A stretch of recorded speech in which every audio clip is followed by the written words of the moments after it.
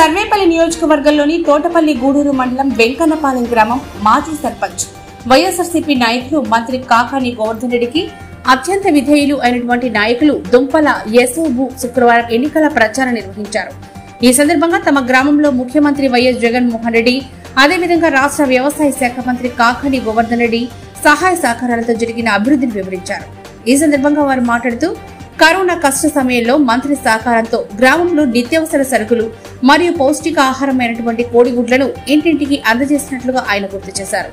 గత ప్రభుత్వంలో మాజీ ముఖ్యమంత్రి చంద్రబాబు నాయుడు పరిపాలనకు ప్రస్తుత ముఖ్యమంత్రి పరిపాలనకు గల తేడాను గమనించారన్నారు.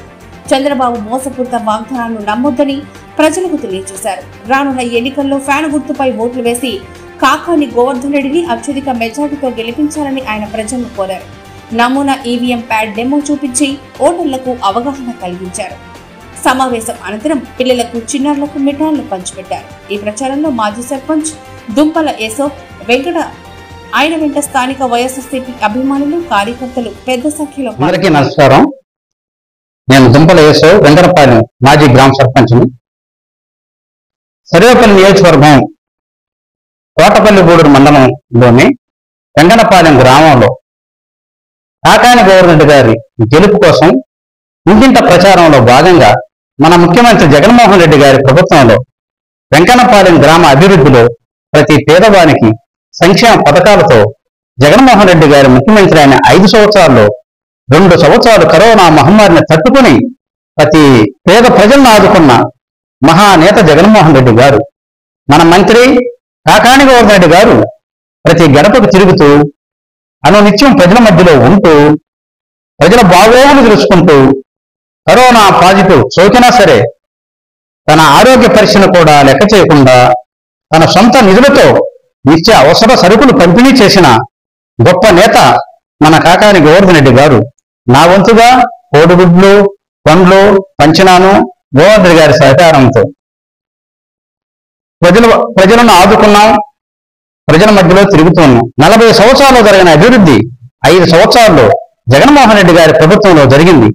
గ్రామాల్లో జరిగే అభివృద్ధిని, పేద ప్రజలకు పంచే సంక్షేమ పథకాలని వైసీపీ జన బలాన్ని తట్టుకోలేక చంద్రబాబు మందల గుంపులుగా వాళ్ళ దొంగల పార్టీలు తయారైనారు.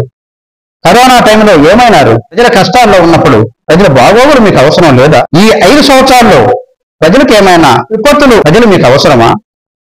మరలా 5 సంవత్సరాలు ప్రజలు ఊసే ఉండదు. 2014 సంవత్సరంలో బీజేపీ, జనసేన, తెలుగుదేశం దొంగల పార్టీలను కలిసి కళ్ళబొల్లి మాటలు చెప్పి గెలిచినారు కదా.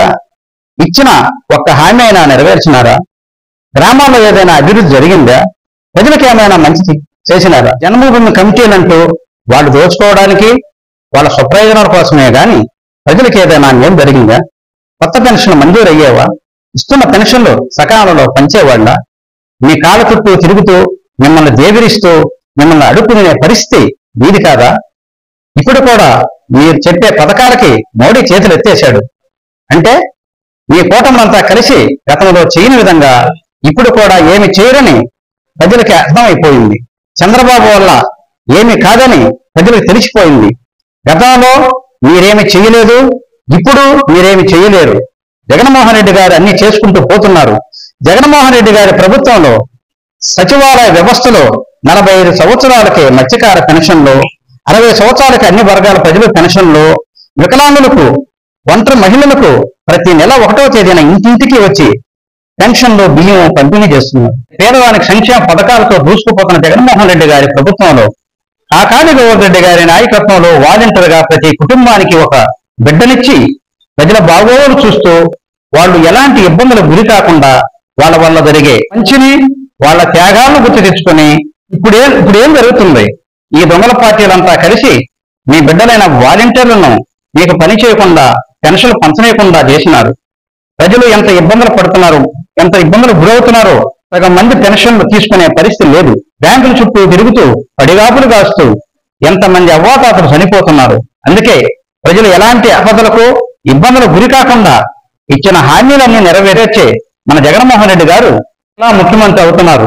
కాబట్టి 2 ఓట్లు మనం వేయాలి. మొదట ఈవీఎంలో 1వ గుర్తు ఎంపీ ఓటు గురుమూర్తి ఫ్యాను గుర్తు బటన్ మీద నొక్కండి. రెండో ఈవీఎంలో గోవర్ధన్ రెడ్డి గారికి, మొదటి ఈవీఎంలో ఫ్యాన్ గుర్తు మీద నొక్కండి. అత్యధిక మెజార్టీతో గెలిపించుకున్నాం. పెంచిన పథకాలతో పూర్వవేగం తెచ్చుకున్నాం. ఫ్యాన్ గుర్తును గెలిపించుకున్నాం.